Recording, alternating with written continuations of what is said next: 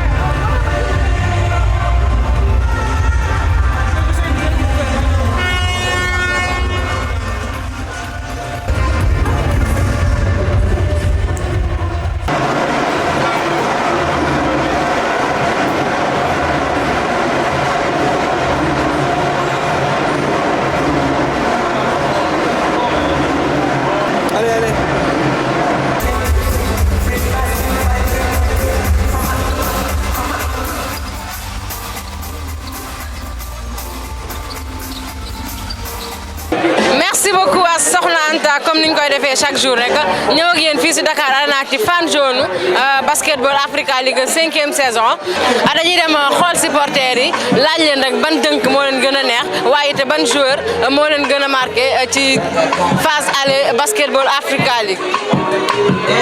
C'est bon. noo tudd ak foo jógee. man Mor Thiam laa tudd. Mor jarul ngay sëgg. ñu may woowee Zingis business. D'accord alors phase aller bi jeex na est-ce que mën nga ñu wax ban joueur moo la gën a marqué phase aller. mën naa ni Djibi Boy moo ma gën a impressionné quoi le fait que bien vrai que taxalu sama bërul mais def na loo xam ne au moins que wane na ni que ni war na mën a jouer quoi yaa ma gën a wax. alors ban dënk moo la gën a neex. ban dëkk Sénégal. Sénégal ah dënk non dënk moom Djibi Sakho dënk moom wax dëgg yàlla ça m'a impressionné quoi. alors lan moo la gën a marqué ci phase aller bi. li ma gën a marqué mooy affaire dafa neex ñëpp ay réunir et tout partenaires yi c'est génial et tout en plus bal bi ci intérieur bi ñun artistes yi ils viennent ça se voit qu'ils sont intéressés tous les artistes du Sénégal et tout et cetera j'aime bien daal. est-ce que am na benn joueur bi nga xam ni marqué na la aussi ci phase aller. waaw Sakho marqué na ma trop Sakho il m'a trop marqué. lan la gën a marqué. il est un peu fou farfelu et tout mais ça nous aide beaucoup parce que des fois bii day war a dugg mu koy enlever et tout c'est extra daal j'aime bien ça. dënk bi la gën a neex. dënk bi ma gën a neex non je me rappelle pas mais 3 points yi comme yu Will Perry def yow daal ça m'était bien j'aime bien. merci beaucoup. est-ce que mën nga ñu wax lan moo la gën a manqué si phase aller. waaw phase aller bi li ñu see contre Cap-Vert defar boobu moom mooy loolu noonu il faut tey ñu ay gain incha allah. est-ce que am na benn action wala benn dënk bi nga xam ni moom moo la gën a marqué aussi. waaw André Madiok dënk bi mu dënk fee naa mooy bi mu dënkee daa contre ab mu dem dënk action woo rafet na trop sax. est-ce que am na benn joueur bi nga xam ne aussi marqué na la si phase aller. kii Will Perry Ville de Dakar c'est un oui. il joue bien. d'accord. lan moo la gën a marqué si phase aller bi. phase aller bi bu ñu gagné Monastir. lan moo la ban joueur moo la gën a marqué wala nga gis benn action bi nga xam ni kontaan nga si. ok Arouna ba muy tiir 3 points bi. est-ce que am nga yaakaar ni Ville de Dakar tey dina gagné contre Creole Star moom moo ko dóor. si am naa yaakaar ñoo leen mën. moom moo la dóor ale de. mais ñoo leen mën erreur la woon ñoo leen mën. c'est bon alors nan ngay tudd ak foo jóg. maa Maguette Diawo maa ngi jógee université je suis étudiante à l'université ouais. alors Maguette lan moo la gën a marqué ci phase aller bi ban match moo la si gën a neex. Match bi passé affaire bi moom dama tiitoon ba dernier moment surtout dernier quart-temps bi quatrième quart-temps bi bañ demee ba nul ak waa Petro j'étais trop frustrée mais ba kii aaroon na daal dernier moment sama joueur la sama basketteur la dafa dem ba remonter gars yi et puis def lu rafet lu nice. est-ce que am na benn action bi nga xam ne wala benn dënk bi nga xam ne moo la gën a neex. si mooy la fois passée dënk bi Matar Gueye def aussi il était au top waaw. tey dañuy jouer ak Creole Star moom moo ñu dóor ale benn défaite bi ñu am si ale moom moo ñu ko ñor. si peut-être keroog ci problème de défense la woon parce que équipe soo joué ak moom bal boo perte bu ne panier encaissé le genre et tout mais je peux dire que tey am nañ 1000 chances gagner match bi parce que joué nañ ak ñoom ba pare xam nañ seen technique de jeu défense et tout coach bi laay wax rek mu xool tey lu muy teg jox confiance booy ñu joué match bi gagner ko mu jeex. nan nga tudd ak foo jógee. man El Hadj Ndiaye laa tudd maa ngi jógee Grand Yoff. alors El Hadj ban bilan nga mën a def si ñetti match ville de Dakar yi match phase aller. bon bilan bi nga ñëw bilan bi déjà bilan positif la parce que gars yi ñu répondre en masse si parce que c'est pas évident ak journée yi nu mu tombé yëpp mais gars yaa ñu wuyu si bon mun nañu wax benn bilan positif la quoi pour l'instant. est-ce que am nga yaakaar ni mën nañu gagner tey Creole Star mais xam nga moo ñu dóor si àll bi. oui bien sûr c'est-à-dire dañuy yokk un peu d'effort rek xam nga gën a jël bal rebond yi surtout ba côté rebond yi quoi suñu jëlee côté rebond yi rek ça va aller quoi am nañu yaakaar moom dinañ qualifier incha allah. lan nga gis ni moo gën a manqué si équipe. bon pour man côté comme ni ma la ko waxee rek côté rebond yi défensivement rebond yi suñ ko doon jël rek parce que soo xoolee parce que la majeure partie rebond yi dañ koy perdre mais suñu doon anticiper rebond yi rek ça va aller quoi yaakaar naa benn équipe duñu taxaw ak ñoom dañ leen door dem suñu yoon quoi effectivement merci ok merci.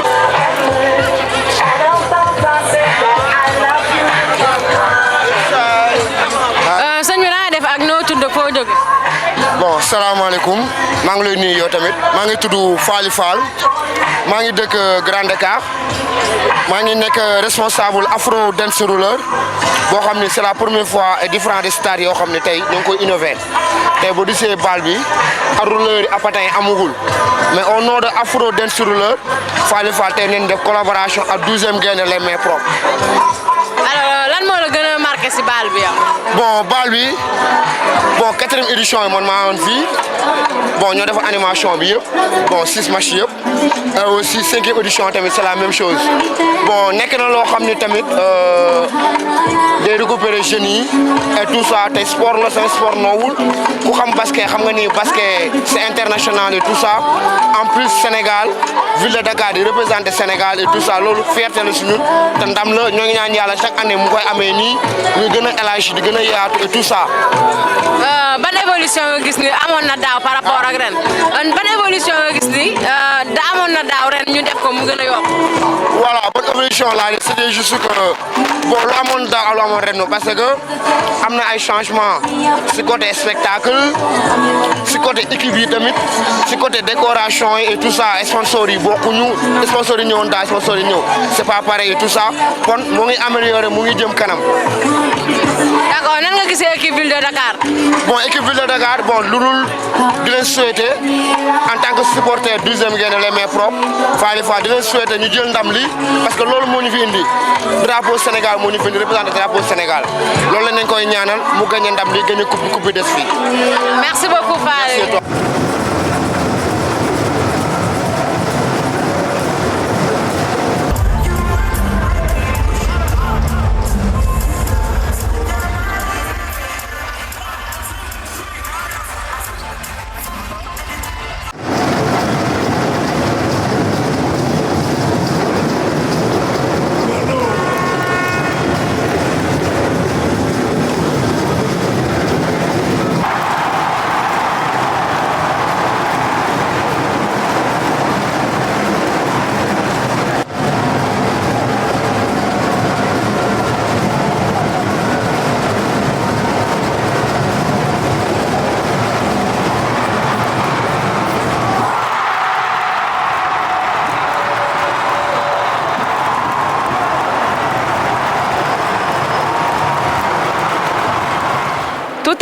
revenu calme ici au stade Dakar Arena de Diamniadio après la défaite de l'ASC Ville de Dakar devant Creole Star sur le score de 95 à 92. Après prolongation, avant d'en venir au match, allons voir les outfits et puis on vous revient pour vous donner les statistiques.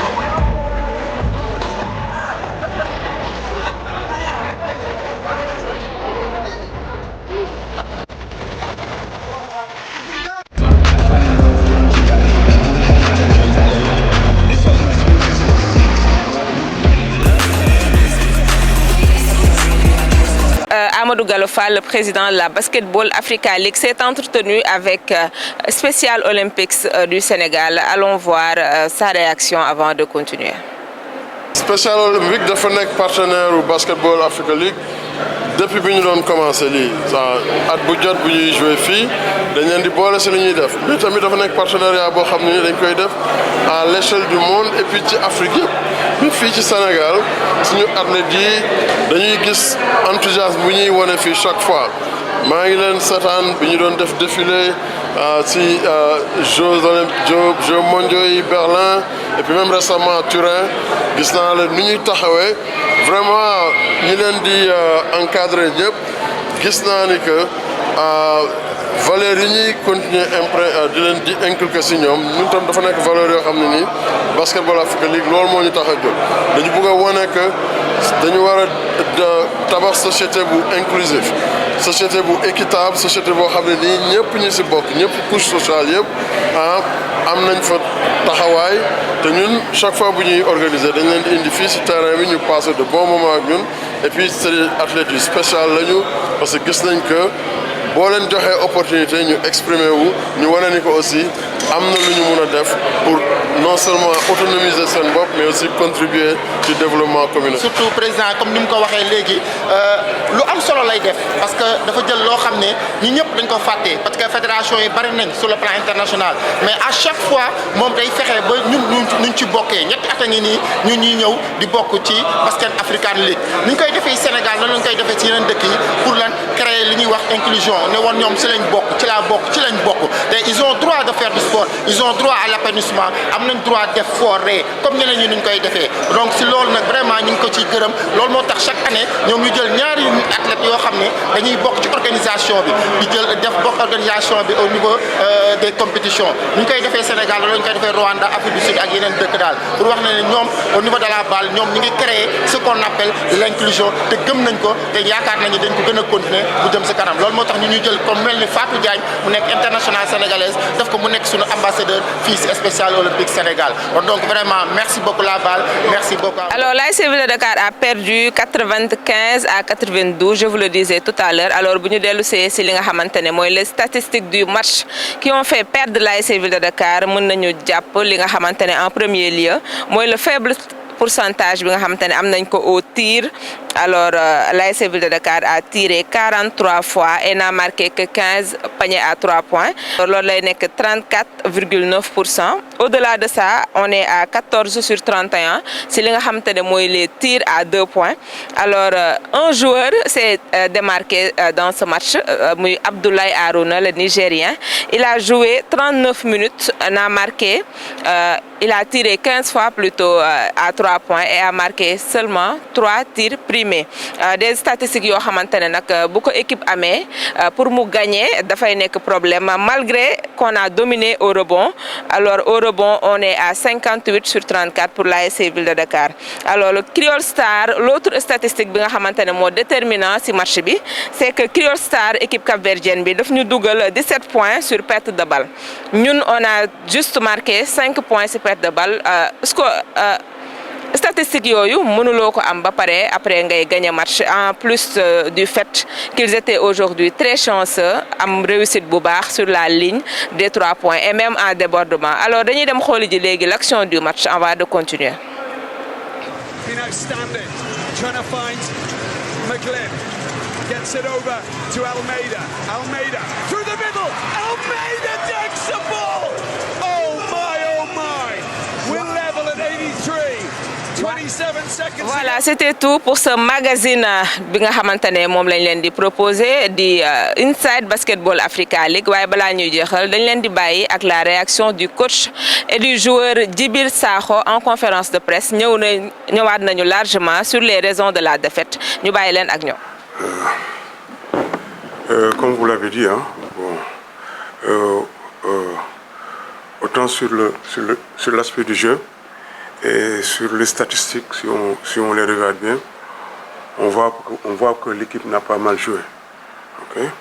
Bon, maintenant, on peut bien jouer et tomber encore sur une équipe donc, qui a joué mieux, qui a eu encore plus de réussite. Okay? Donc maintenant, ça n'enlève en rien. Donc vraiment, en fait, les efforts, okay, les mérites que les joueurs ont, l'effort qu'ils ont, l'engagement qu'ils ont déployé, donc dans le jeu. Bon, par moment, nous avons eu des problèmes de rotation défensive, okay, et de compensation, okay. Ça c'est vrai. Donc on a voulu vraiment jouer une défense agressive, okay, puisqu'ils ont beaucoup de tireurs pratiquement. Ils nous ont fait presque un small ball, okay. Donc avec la présence de notre big man dans le terrain qui ne pouvait pas sortir, okay, ils en ont profité pour prendre vraiment beaucoup de tirs extérieurs, okay. Donc voilà, donc maintenant c'est une chose à corriger comme vous l'avez dit. Donc, et c'est là-bas où se situait la faille, donc au niveau de la défense. Mais aussi, bon, il y avait un autre avantage que nous ne devons pas exploiter. Donc autant qu'ils ont mis un small ball, nous en attaque aussi, on devait exploiter vraiment en fait notre supériorité donc au niveau de la taille. Parce que Majok, donc de par son envergure, donc il n'y avait pas un autre joueur qui pouvait défendre sur lui. Mais on n'a pas su vraiment exploiter malgré, bon, voilà. Donc je pense que c'est là-bas où vraiment le déséquilibre s'est fait sentir. Okay. Bon, en fait, si nous regardons la configuration des deux matchs que nous avons joués avec Crystal, okay, je pense que bon, c'est deux matchs assez différents. Okay. Autant le premier match, on n'a pas été agressif donc, sur les joueurs de champ. Okay. Ce match-ci, donc vous avez vu, on a mis une défense assez agressive et assez haute. Okay. Donc, et comme je l'ai dit, ils ont de très bons joueurs. Hein. Donc vraiment, ils ont de très bons joueurs qui savent jouer au basket, qui savent driver, qui savent tout faire. Okay. Donc on est tombé sur des jeux comme ça. Et comme je l'ai dit encore tantôt, notre seul problème, c'est au niveau de la rotation défensive. Okay. Donc sur les débordements et autres, on n'arrivait pas vraiment à faire la compensation qu'il faut donc, pour les stopper. Okay. Donc du coup, on a pris pas mal de paniers faciles. Okay. Et bon, pour dire aussi, c'est pas pour mettre en cause les joueurs, c'est une erreur stratégique. Hein. Donc bon, et quand on parle d'erreur stratégique, donc on remet en cause un peu donc, ce que le coach a mis en place. Donc c'est à moi de revoir un peu donc, cet aspect de la défense pour combler vraiment cette déficit. Ok. Merci. Je pense que vous avez parfaitement raison. Hein. C'est un constat que tout le monde a fait, que nous avons fait. Est un choix qu'on a fait sur lui, de par son expérience. Okay? Et vous savez, quand vous mettez des jeux comme ça, souvent, donc, par rapport à leur expérience, donc, on pense toujours qu'ils pouvaient donc, d'un moment à un autre, donc, vraiment rectifier le tir un peu. Okay? Maintenant, comme je l'ai dit, hein, c'est entre niveau, on va revoir cet aspect-là et revoir aussi la rotation. Okay? Donc, je pense que c'est un enseignement donc, qu'on doit tirer de ce match. Okay? Et comme vous l'avez dit, c'est comme ça nous l'avons constaté nous aussi, okay? À mon niveau. Donc on va revoir ça, c'est des erreurs hein, que nous avons commises. Hein. Okay? Je n'ai pas de problème de le dire. Donc on a commis pas mal d'erreurs stratégiques, okay? Et des choix aussi sur la rotation. C'était des options que nous avons fait au départ de match pour éviter une rotation assez large. Okay? Parce qu'on dit que dans les compétitions de ce genre, donc quand la rotation est très large, donc ça risque d'être un peu compliqué. Donc c'est la raison pour laquelle on a diminué la rotation donc, pour jouer avec 8 ou 9 joueurs. Okay? Bon, maintenant, ça n'a pas marché. Bon, on va revoir la stratégie, essayer de voir donc, les 2 matchs qui vont venir, ce que nous allons faire. Okay? Tout d'abord, je dis alhamdulillah, d'abord débuter le match et de le terminer en bonne santé et tous mes coéquipiers aussi. Donc, des regrets, oui, j'en ai parce que chaque joueur, quand il joue un match, c'est pour le gagner. Donc, des regrets, peut-être le fait qu'on est perdu. Et on va essayer pour les prochains matchs parce qu'on a encore 2 chances de se qualifier contre le Pétrole Luanda et le Monastir. Donc je pense que ça sera une chance pour nous tous de se qualifier. Ok, d'abord essayer de nous remobiliser, donc oublier un peu la défaite, ok. Donc c'est ce que j'ai essayé de faire tantôt, donc tout à l'heure au vestiaire, ok. Je pense que pour aborder donc les 2 premiers matchs, dans les 2 prochains matchs, dans de meilleures conditions, il va falloir rapidement donc oublier cette défaite et essayer de se projeter sur le match suivant. Ok, essayer de voir dans la préparation comment on va y aller pour le gagner du point de vue engagement et du point de vue stratégique. Ok, je pense que c'est ça. C'est une équipe que nous avons déjà gagnée. Ok, je pense qu'on peut le refaire. Ok, donc et on y croit aussi. Ok, donc on y croit fermement. J'espère que vous avez vu toutes les statistiques du match et le temps de jeu ici. D'après le temps de jeu, j'ai pris 5 rebonds. Non, 2 rebonds offensifs et 1 rebond défensif, qui est un total de 3 rebonds. Donc, je ne suis pas seul sur le terrain, j'ai un rôle spécifique à faire, c'est-à-dire de contrer, de prendre les rebonds. Mais il faut savoir que les rebonds ne sont pas seulement le travail des pivots. Tout le monde doit boxer son vis-à-vis parce qu'on ne sait pas d'où le ballon va tomber. Donc on est juste là. Si le ballon est de notre côté, on le prend. Mais si aussi ce n'est pas venu de notre côté, donc un autre côté va s'en charger. Ok, donc juste pour compléter la réponse de cette question, je pense que si vous avez les statistiques, vous vous rendrez compte que nous avons pris exceptionnellement aujourd'hui 58 rebonds au total, contre 34. Okay? Donc, et souvent, bon, c'est bizarre, bon, mais souvent l'équipe qui gagne plus de rebonds, donc souvent c'est à 70-80%, c'est l'équipe qui gagne. Okay? L'équipe qui a plus de rebonds, souvent c'est l'équipe qui gagne. Okay? Parce que vous avez beaucoup plus de possession. Okay? Et qui dit possession, dit opportunité de marquer. Et vous laissez moins de secondes chances à vos adversaires. Okay? 58 rebonds sur 34 contre l'adversaire. Je pense que du point de vue, à ce niveau-là, du point de vue rebond, je pense que on est largement devant. Okay? Donc il y a d'autres aspects sur lesquels on peut revenir. Donc, mais du point de vue rebond, je pense que cette fois-ci, bon, en fait, on est vraiment largement devant l'adversaire. Okay?